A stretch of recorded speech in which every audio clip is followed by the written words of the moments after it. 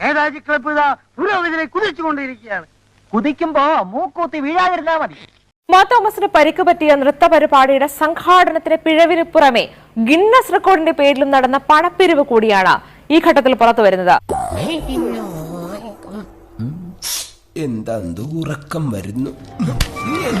മൃദംഗനാഥം പരിപാടിയിൽ സാരി നൽകിയതിലും വൻ തട്ടിപ്പെന്ന് വെളിവായി. 390 രൂപയ്ക്ക് നൽകിയ സാരി നർത്തകർക്ക് 4 ഇരട്ടി വിലയ്ക്ക് മൃദംഗ വിഷൻ മറച്ചു വിറ്റുവെന്ന് വെളിപ്പെടുത്തി കല്യാൺ സിൽക്സ്.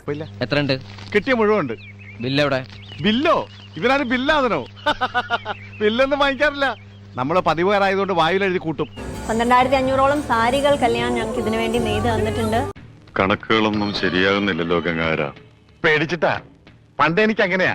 പേടിച്ചെനിക്ക് കണക്കേറ്റി പോകും. ആ കാട്ടുകള്ളനെ സെക്രട്ടറി ആക്കരുതെന്ന് ഞാൻ 1000 തവണ പറഞ്ഞാണ്. കേട്ടില്ല, അനുഭവിച്ചോ?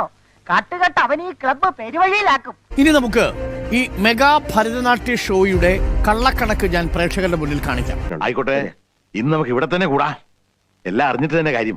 12,000ഓളം കലാകാരികളും ഉടുക്കാൻ വേണ്ടിയുള്ള സാരി കല്യാണിൽ നിന്ന് സംഘാടകർ വാങ്ങുന്നത് എത്ര രൂപയ്ക്കാണെന്ന് ശ്രദ്ധിക്കൂ. 390 രൂപയ്ക്ക്. ഇത് കണക്കുകളാണ്, സത്യസന്ധമായ വരവ് ചെലവ് കണക്കുകൾ. നമുക്ക് കുറച്ച് വെള്ളം ചേർക്കാം. അയ്യേ, കുറച്ച് വെള്ളം ചേർക്കാം. നല്ല മുഴുപ്പുള്ള പാലാ. കുറച്ച് ചേർക്കാം അല്ലേ? ചേർക്കാം. 390 രൂപ കല്യാൺ സിൽസിൽ നിന്ന് വാങ്ങി 1,200 രൂപയ്ക്കാണ് ഇത് അവിടെ നൃത്ത അഭ്യാസത്തിലെത്തിയ കലാകാരികൾക്ക് മറിച്ചു കൊടുത്തത്. മാർക്കറ്റിനെ കുറിച്ചൊന്നും അറിയില്ലല്ലേ, പാന്റും കോട്ടും കേട്ട് നടക്കുന്നത്. അപ്പോൾ ഒരു സാരിക്ക് സംഘാടകരുടെ ലാഭം എത്രയാണെന്ന് നോക്കൂ. 1,200 മൈനസ് 390 1,210 രൂപ. നമ്മള് പതിവുകാരായതുകൊണ്ട് അടിപറ്റില്ല. അച്ഛൻ പറഞ്ഞു ഇതിലും ഭേദം കട്ടപ്പാറയായി കക്കാൻ ഇറങ്ങുന്നതാണെന്ന്. എങ്ങനെയാണ് ഇതൊരു കൊള്ള നൃത്തമാകുന്നത്? പങ്കെടുത്തവരുടെ എണ്ണം 11,600. അങ്ങനെയാണെങ്കിൽ ഒരു സാരിക്ക് സംഘാടകർ കിട്ടിയ ലാഭം 1,210. സാബിന് എന്ത് മതിപ്പ് തോന്നുന്നു അതിൽ ഉറപ്പിക്കാം. പോരെ? പോരാ. 11,600 ഗുണം 1,210 ഇസിക്കൽ ടു ആകെ ലാഭം 1,40,36,000 രൂപ.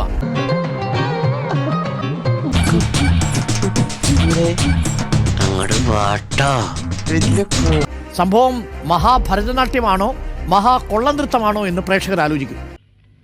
എന്തു ചെയ്യാം, സ്നേഹബന്ധത്തെക്കാൾ കാശിന് വില കൽപ്പിക്കുന്ന ഒരു സമൂഹത്തിൽ ഞാൻ ജനിച്ചുപോയി. 3,500 രൂപ വീതം ദിവ്യ ഉണ്ണി ഒഴിച്ച് 11,599 പേർ രജിസ്ട്രേഷന് നൽകിയിട്ടുണ്ടെങ്കിൽ ലാഭം 4,05,96,500 രൂപ. സുഹൃത്തുക്കളെ ക്ഷമിക്കണം, ഇത് കൊള്ളയാണ്, തട്ടിപ്പാണ്, പകൽ കൊള്ളയാണ്. അങ്ങനെ മൊത്തം കൊള്ള ലാഭം 5,46,32,500 രൂപയാണ്. കർത്താവ് തരുന്നു, ഞാനത് കൈനീട്ടി വാങ്ങിക്കുന്നു. മെഗാ ഭരതനാട്യമല്ല, ഇതൊരു മെഗാ കൊള്ളനൃത്തമായിരുന്നു എന്നത് കണക്കുകളിൽ നിന്ന് വ്യക്തം. ബിസിനസ് ഇനിയും തുടരാൻ പറ്റുമെന്ന് തോന്നുന്നില്ല.